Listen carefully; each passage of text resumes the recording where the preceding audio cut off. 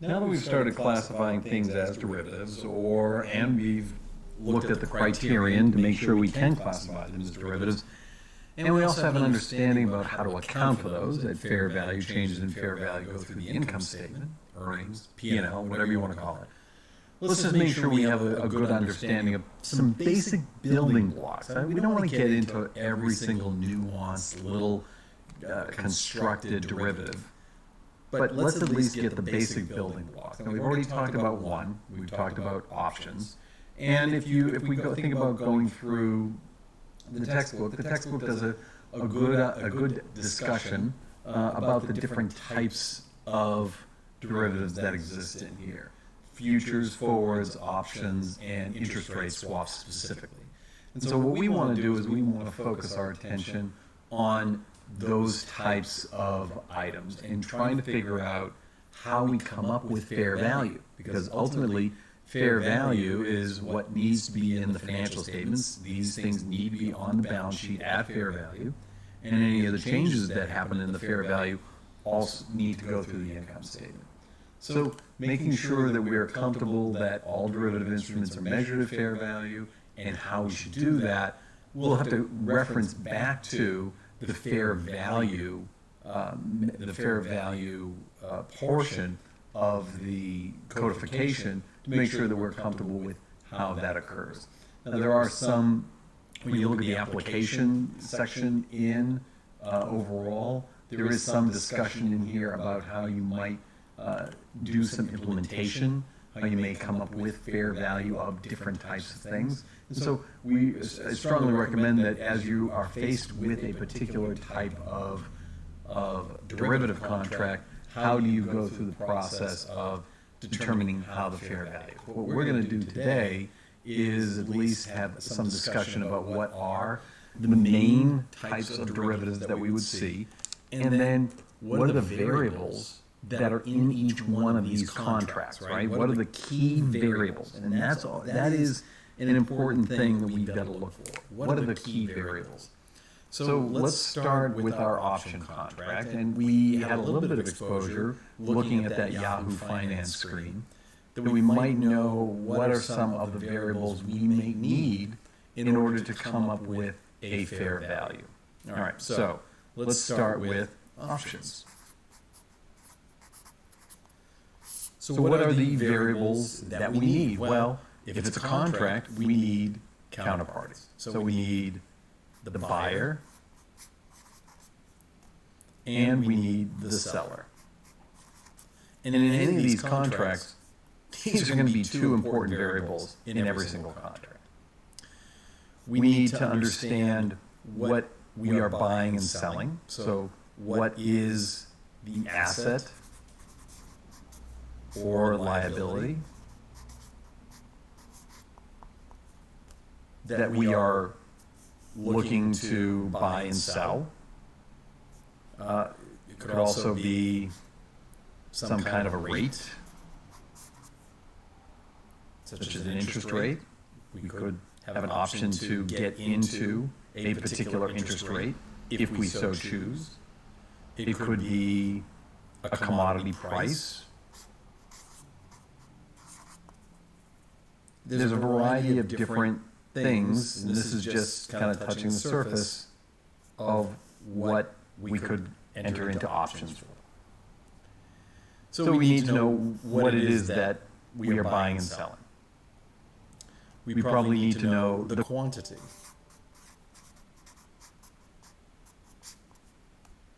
If we are doing an option on purchasing steel, what is the tonnage or pounds of steel? If we are getting into an option for Apple shares, well, how many shares? Coincidentally, not coincidentally, but this is also going to be ID'd as our notional amount. So we're looking for quantity, some kind of measure of quantity that will indicate that we at least have some notional. The underlying, right, if we think about what the underlying is, this here is the underlying.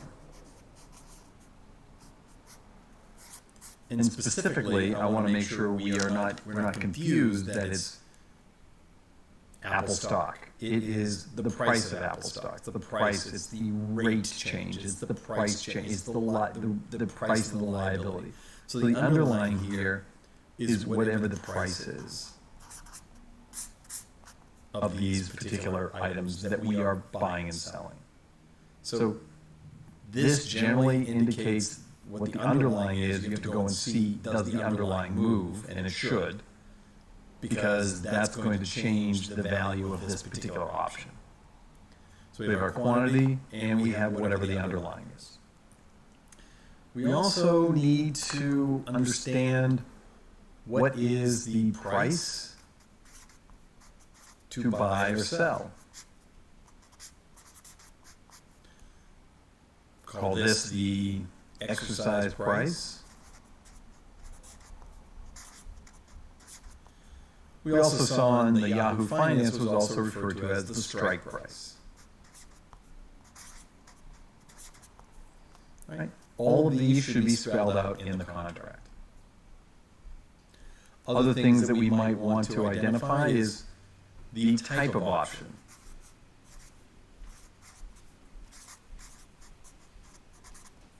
What does that mean? Well, there are two big types of options.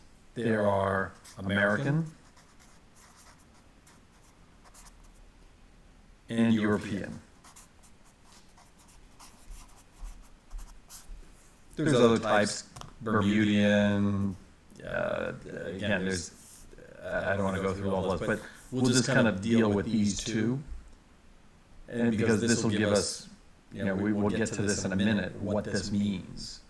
But this at least gives us an idea about two separate types of options that we might have. And we probably also need to have an expiration date.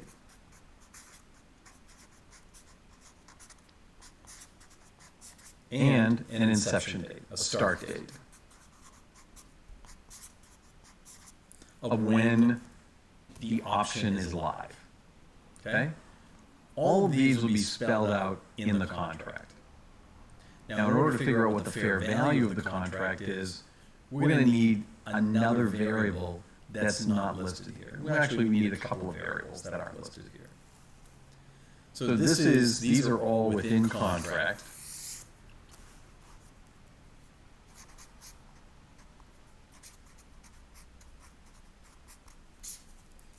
And two other variables that we need for value, to come up with fair value. We need some kind of risk-free rate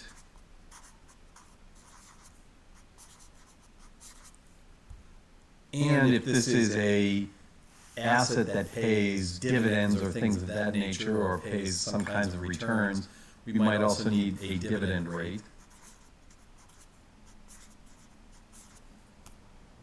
And we also need what's referred to as implied volatility. Okay? So these are all variables that we would need to get from the market, and these are all variables that we would see in the contract. In the next video, we're going to demonstrate or talk about how do you fair value an option, pretty simply. And later on in the semester, we'll talk about how do you calculate implied volatility when you actually have to execute on an option.